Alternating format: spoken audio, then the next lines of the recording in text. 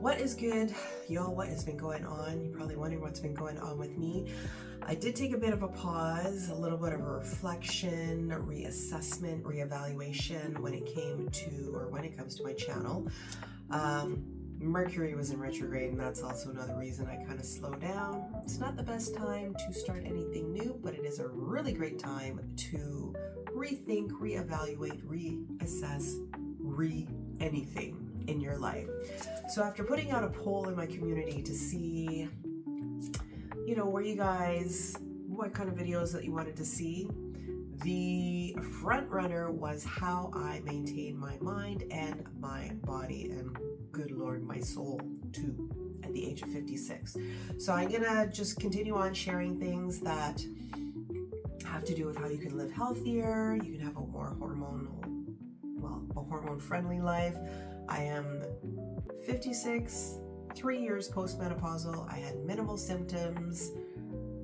And even when I had symptoms, I didn't know they were actually symptoms until after the fact. But I'm all about the clean living, sustainable living lifestyle, no to low toxin lifestyle. So that is what I'm going to be focusing on moving forward. I hope you all will come along for the ride. This is great if you are coming up to perimenopause, you're in it, or you are post, or somewhere in between there. This is what I'm going to be sharing and talking about for the foreseeable future. So I thought I'd come back and kick things off with a 4-part series basically on how toxins can hijack your health. Because in my humble opinion, I really feel that toxins are one of the biggest contributors to the type of menopause experience that you have. And as I said, I had minimal symptoms, and I really think that is because of my lifestyle. I've really been on this clean living lifestyle for over 10 years now, and I really think that is one of the key factors that allowed me to kind of get through menopause fairly unscathed.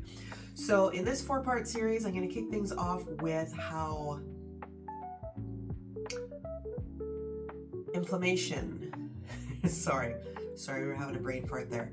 How toxins can cause an inflammatory response, and what those inflammatory responses are when you are in menopause. So if any of what I just said, sorry for the rambling, sounds interesting to you, just keep watching and we shall get started.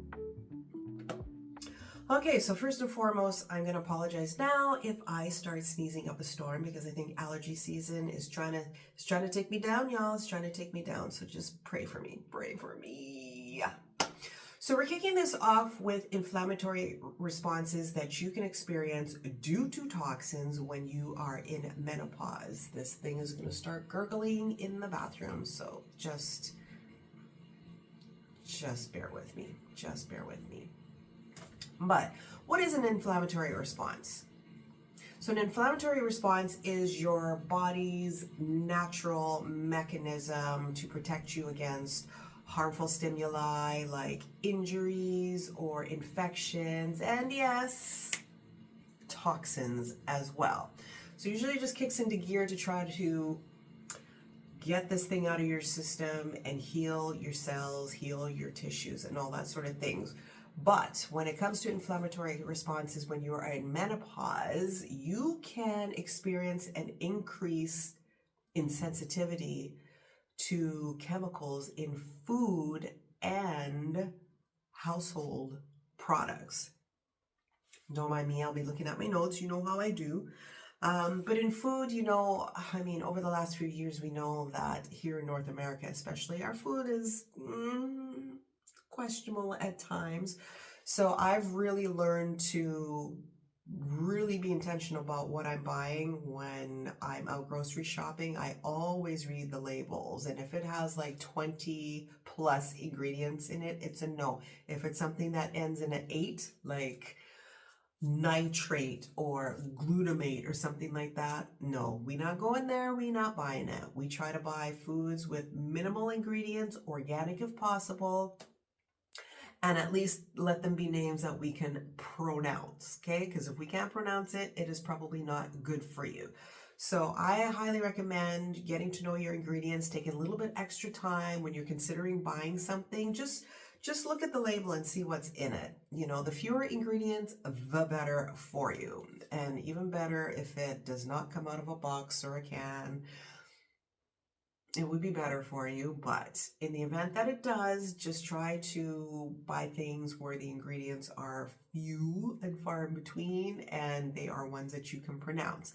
And when it comes to your household products, we're talking cleaning products here. Your dish soap, your laundry soap. You'd be surprised what things are in it. Sure, they might smell nice, it might have nice packaging and all of that too, but there are things like fragrance in them as well, and I did post a video about, I mean, it was essentially about the fragrance that you spritz yourself with, but there's fragrance in a lot of things, and again, in fragrance, it could be listed as one ingredient, but have like 1,000 chemicals in it, and you know, those things can cause you harm, especially when you're trying to figure out what that one ingredient in the 1,000 is. So again, this is a thing of trying to be mindful of what you're buying, trying to buy cleaning products. I mean, and hey, if you were so adventurous, you could even make your own, like white vinegar and water with a spritz of lemon, some lavender oil in it. You could make your own and just, you know, for sure what is in it, and it's still going to do the job. But yeah, you could have an increased sensitivity to chemicals from, you know, when you're in menopause due to toxins. Okay, so another thing that an inflammatory response how it can affect you is, toxins we're talking about here, is that it could put you at increased risk for autoimmune diseases. Now, autoimmune diseases like lupus, like MS, rheumatoid arthritis, and hypothyroidism, aka Hashimoto's. Now, I can speak to the hypothyroidism part. I'm not full-blown hypothyroidism, but I would consider myself borderline. I am antibody positive. One of those TSH things is a little bit higher than it's supposed to be, but we try to do what we can do to tone it down. If you are not familiar with hypothyroidism, that's basically when your body doesn't produce enough thyroid hormone, which is the thing that regulates your metabolism. So if you're wondering why you're doing, you know, you're doing all the right things, you're working out, you're eating clean, you're getting the sleep and all of that, and you're still not seeing any results, it could be because of hypothyroidism. Now, please keep in mind, I am not a doctor. I am not a doctor. My mom used to be a nurse though, so we do have it in our genes a little bit here. But you can experience weight gain with it, fatigue, hair loss, skin issues, moodiness, intolerance to cold. Yeah, those are some of the symptoms of hypothyroidism.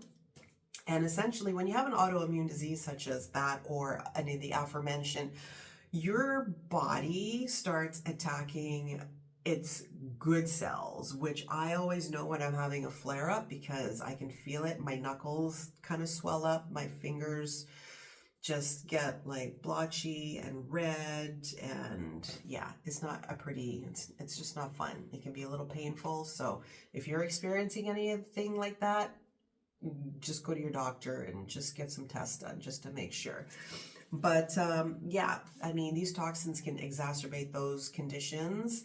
So you definitely want to try to do whatever you can to just tone down the toxins. I know it's hard because we're bombarded with them day in, day out, but whatever you can do to tone down the toxins will certainly help to hopefully allow you to not, you know, get any of these autoimmune diseases, especially Hashimoto's. Another inflammatory response that you might experience in menopause due to too many toxins is a worsening of joint pain and stiffness. And this is due to the decline of estrogen in your system. For me, I know every so often in the morning when I get out of bed, I can feel it in my left ankle. It just does not feel right. There's just stiffness there. So working out, walking is good for your bones. It's good to do that because it can help to reduce osteoporosis, osteoarthritis. Also, strength training is good as well. Yes, you're going to help build muscle, but you're not going to bulk up. I mean, I just want women to get it out of their head that they're not going to bulk up. You're not going to bulk up. Not when you're over 40, unless you're getting a little help to do that. Yes, we have testosterone, but you're not going to have the same levels of hormones when you're in your 40s as you do in your 20s. And you're not going to have the same amount of testosterone that men do. So you're not going to bulk up. You can get some nice, lean, pretty muscles. But working out is good for the joints. And just make sure that you're doing some yoga, some like Pilates, some stretching exercises in there as well to keep you nice and limber and to keep your joints, like a well-oiled machine. But yes, you could experience some worsening of joint pain. There's a thing called cytokine in your joints that could also exacerbate osteoarthritis. So yes, try to do a little bit of walking, 15-20 minutes a day. It will do your body and your bones some good. The last inflammatory response that I want to talk about is the gut microbiome and your gut health.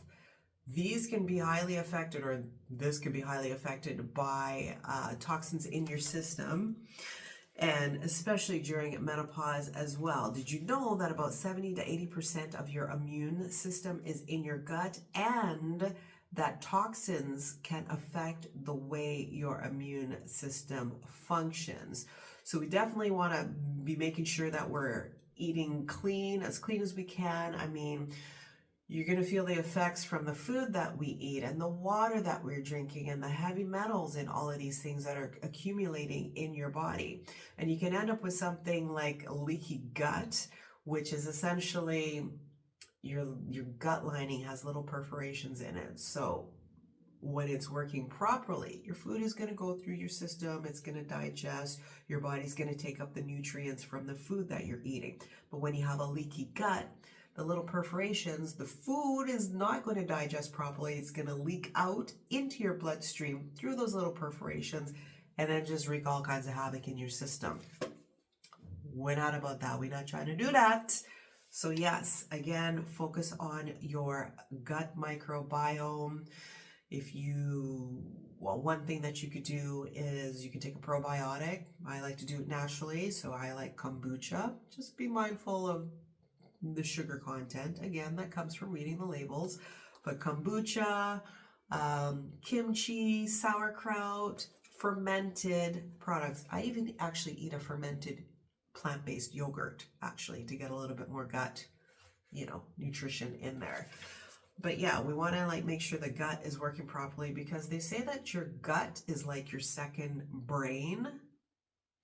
So there's a connection. So if you're experiencing a little brain fogginess there, you want to focus on your gut health and making sure that it's all in check, because you want to make sure that you're taking up the nutrients in your system that you're eating. Otherwise, I feel like you're just wasting the food. So yes, that is what I wanted to mention. I mean, it can exacerbate these menopause-related symptoms like fatigue, skin issues, and eczema when your gut health is off. You're dealing with environmental pollutions as well that can throw off your gut microbiome. So yes, again, another important reason to just tone down the toxins, okay? So that is all I have for you in part 1 of this series of how toxins can hijack your health. This was all about inflammatory responses that you might experience. So drop a comment below. Let me know, did you learn anything new? Was there anything shocking? Was there anything surprising? For me, I would have to say is that I didn't know that toxins could affect the way that your immune system functions. And also, I didn't know that toxins could put you at risk for autoimmune diseases, but that sure explains a lot now with me and my little antibody, Hashimoto's, hypothyroidism kind of thing like that. So these toxins are no joke. They are no joke. But if you found value in this video, please feel free to give me a thumbs up. It helps my channel. And of course, if you haven't subscribed, would love to have you over here on this side of the internet as we continue to build a clean, healthy, clean living kind of community over here. But of course, in true fashion, thank you for watching, and I shall see you on the next one.